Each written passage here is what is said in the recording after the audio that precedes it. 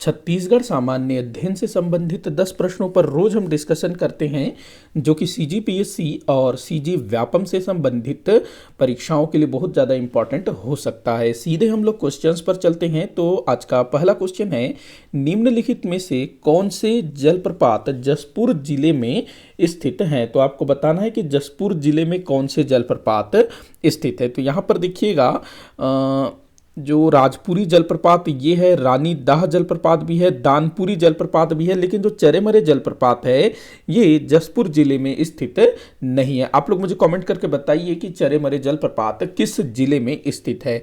तो यहाँ से जो पहला है ना, मतलब 1 2 3, मतलब राजपुरी, रानी दाह, दानपुरी, ये तीनों ही जसपुर जिले में स्थित जलप्रपात है। तो आपका आंसर क्या हो जाएगा? 1 2 व 3 सही है। अगले क्वेश्चन की ओर चलते हैं। तो दिया है, कामधेनु विश्वविद्यालय का नया नाम किनके नाम पर रखा गया है? तो देखिएगा, जो कामधेनु विश्वविद्यालय है ये दुर्ग जिले में है। दुर्ग जिले में कहाँ पर? अंजोरा नामक स्थान पर है कामधेनु विश्वविद्यालय, अंजोरा में। तो अब इस विश्वविद्यालय को नाम दिया गया है हेमचंद, हेमचंद जी का नाम नहीं दिया गया है, वो तो शायद दुर्ग विश्वविद्यालय वो हेमचंद जी के नाम पर है। तो ये जो है नाम दिया गया है वासुदेव चंद्राकर जी का नाम। तो वासुदेव चंद्राकर कामधेनु विश्वविद्यालय अब इस विश्वविद्यालय का नाम है। ध्यान रखना, वासुदेव चंद्राकर कामधेनु विश्वविद्यालय, दुर्ग अंजोरा। हेमचंद यादव, ये दुर्ग विश्वविद्यालय का नाम है, हेमचंद यादव विश्वविद्यालय। पिछले वाले वीडियो में शायद क्वेश्चन था ये। दाऊ कल्याण सिंह जी के नाम पर ना रायपुर में एक हॉस्पिटल स्थापित किया गया है, जो कि अत्याधुनिक सुविधाओं से लैस है, जिसको शॉर्ट में DKS हॉस्पिटल कहा जाता है। DKS हॉस्पिटल जो घड़ी चौक में स्थित है ना, DKS हॉस्पिटल, तो वो दाऊ कल्याण सिंह चिकित्सालय है। तो ध्यान रखना इन चीज़ों को भी। अजीत जोगी जी को तो आप सभी जानते हैं, हमारे छत्तीसगढ़ राज्य के पहले मुख्यमंत्री थे। तो आंसर होगा वासुदेव चंद्राकर। अगला क्वेश्चन हम देखते हैं, निम्न में से किस जिले में कैलाश गुफा स्थित नहीं है? तो देखिएगा, बस्तर जिले में कैलाश गुफा है, कांगेर घाटी राष्ट्रीय उद्यान के अंतर्गत। उसके बाद जसपुर जिले में है कैलाश गुफा, सरगुजा जिले में भी है, लेकिन कोंडागांव जिले में कैलाश गुफा नामक कोई भी स्थान नहीं है। तो आपको ध्यान रखना है कि जो कैलाश गुफा है हमारे छत्तीसगढ़ में 3 स्थानों में है, बस्तर, जसपुर और सरगुजा।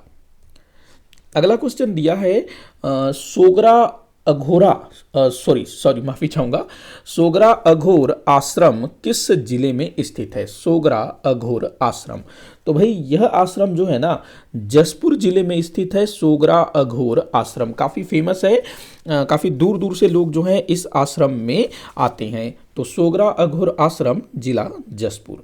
अगला क्वेश्चन है, पोंडी जगन्नाथ मंदिर किस जिले में स्थित है? पोंडी जगन्नाथ मंदिर, तो ये जो पोंडी जगन्नाथ मंदिर है ये आपका स्थित है कोरिया जिले में।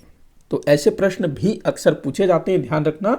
अगला क्वेश्चन है, 15 दिसंबर 1947 को विलय पत्र पर हस्ताक्षर करने वाले राजा रामानुज प्रताप सिंह देव किस रियासत के शासक थे? तो देखिएगा, हमारे छत्तीसगढ़ में टोटल 14 रियासत थे। तो इन 14 रियासत के शासकों ने 15 दिसंबर 1947 को भारत में विलय पत्र संबंधी हस्ताक्षर पर माफी चाहूंगा, भारत में विलय पत्र पर जो है हस्ताक्षर किया। तो इस पर हस्ताक्षर करने वाले एक शासक थे रामानुज प्रताप सिंह देव। तो ये किस रियासत से थे ये आपको बताना है। तो भाई ये जो है ना कोरिया रियासत से थे रामानुज प्रताप सिंह देव। कोरिया रियासत के ये अंतिम शासक थे और इन्होंने ही 15 दिसंबर 1947 को विलय पत्र पर हस्ताक्षर किया था। ये जो है काफी फेमस है। इनसे रिलेटेड और भी क्वेश्चन पूछा जाता है, जैसे कि वर्ष 1931 में इन्होंने द्वितीय गोलमेज सम्मेलन में भाग लिया था। जो मध्य भारत के जो रियासत के शासक थे ना, उनका इन्होंने नेतृत्व किया था। द्वितीय गोलमेज सम्मेलन में लंदन गए हुए थे। उसी द्वितीय गोलमेज सम्मेलन में महात्मा गांधी जी ने भी भाग लिया था ना, तो रामानुज प्रताप सिंह देव भी गए थे। ये जो है हॉकी, क्रिकेट वगैरह भी खेलते थे। इसके अलावा इनके समय में ना कोरिया रियासत में काफ़ी काम हुआ, शिक्षा को लेकर के, स्वास्थ्य को लेकर के। इसके अलावा जो कोयला खदानें हैं ना कोरिया जिले में, वो भी इन्हीं के समय शुरू हुई थी। रेलवे लाइन जो चिरमिरी है, बैकुंठपुर है वहाँ तक भी जो है ना, चिरमिरी तक तो आ चुका था। बैकुंठपुर का मुझे थोड़ा सा मालूम नहीं, तो चिरमिरी वहाँ तक पहुँच गया था, तो काफ़ी कुछ किया था। इसके अलावा रामानुज प्रताप सिंह देव ने अपने रियासत के स्कूलों में 8वीं कक्षा तक के बच्चों को मध्याह्न भोजन की भी व्यवस्था की गई थी। उनको जो है दोपहर में गुड़ और चना वितरित किया जाता था, तो ये चीज़ भी आप ध्यान में रखेंगे। तो अगला क्वेश्चन हम लोग देखते हैं, भोरमदेव का मंदिर किस शैली में निर्मित है? तो भाई भोरमदेव का मंदिर कहाँ पर है? कबीरधाम जिले में। नागवंशी शासकों ने इसको बनवाया था, 11वीं शताब्दी में ये निर्मित है। तो ये जो भोरमदेव का मंदिर है ये नागर शैली में निर्मित है, ध्यान रखना, नागर शैली में ये निर्मित है। और भाई जो खजुराहो है मध्य प्रदेश का, कुछ कुछ वैसा ही दिखता है, इसी कारण इसको छत्तीसगढ़ का खजुराहो कहते हैं। अगला क्वेश्चन दिया है, श्वेत गंगा नामक धार्मिक स्थल किस जिले में है? श्वेत गंगा, तो ये जो श्वेत गंगा है ये मुंगेली जिले में है। इसका जो मूल नाम है वो है श्वेत गंगा, श्वेत गंगा, लेकिन बदल गया समय के साथ, श्वेत गंगा हो गया। अगला क्वेश्चन दिया है, सुमेलित करने को बोल रहा है, मतलब जोड़ी मिलाओ छत्तीसगढ़ के प्राचीन राजवंश और दूसरा तरफ शासक दिया हुआ है। तो देखते हैं, राजर्षि तुल्यकुल्य वंश, तो भीमसेन आ जाएगा। सरभपुरीय वंश, इसमें आ जाएगा सरभपुरीय प्रसन्न मात्र। पांडुवंश महाशिवगुप्त बालार्जुन। नलवंश भवदत्त वर्मन। तो क्या कूट बन रहा है भाई?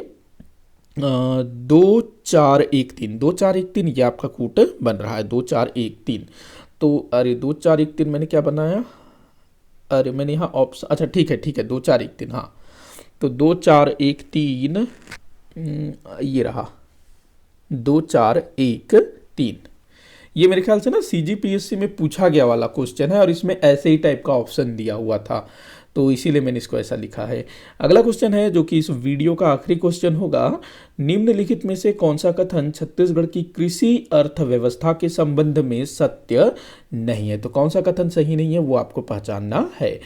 तो पहला दिया है, दिया है, कृषि भूमि छोटे छोटे खेतों में बांटी हुई है। बिल्कुल सही है भाई, हमारे छत्तीसगढ़ में जो खेत है उनका जो जोत का आकार है वो काफ़ी छोटा छोटा है, मतलब कि एक व्यक्ति का जो खेत है वो काफ़ी छोटे छोटे हिस्सों में बटा हुआ है। बड़े किसान काफ़ी कम है हमारे छत्तीसगढ़ में। अगला दिया है, राज्य का अधिकतम जनाभार कृषि पर है। ठीक है, राज्य की लगभग 80% जनता जो है कृषि पर निर्भर है। कृषि में खाद्यान्नों की प्रधानता है, तो हमारे यहाँ जो खाद्यान्न फसल है जैसे कि धान हो गया, इसके अलावा जो दूसरी फसलें जैसे मक्का हो गया, इन सब चीज़ों का ही उत्पादन ज़्यादा होता है। जैसे कपास हो गया, जूट हो गया, ये खाद्यान्न फसल नहीं है, तो इस तरह की फसलों की काफ़ी कम खेती होती है हमारे यहाँ, तो ये भी सही है। अगला दिया है, धान प्रति हेक्टेयर धान का उत्पादन सर्वाधिक है, तो ये गलत है। भले ही हमारा छत्तीसगढ़ धान का कटोरा कहलाता हो, लेकिन प्रति हेक्टेयर धान का उत्पादन सही अधिक नहीं है, तो ये कथन सही नहीं है। तो आपका उत्तर क्या होगा? द।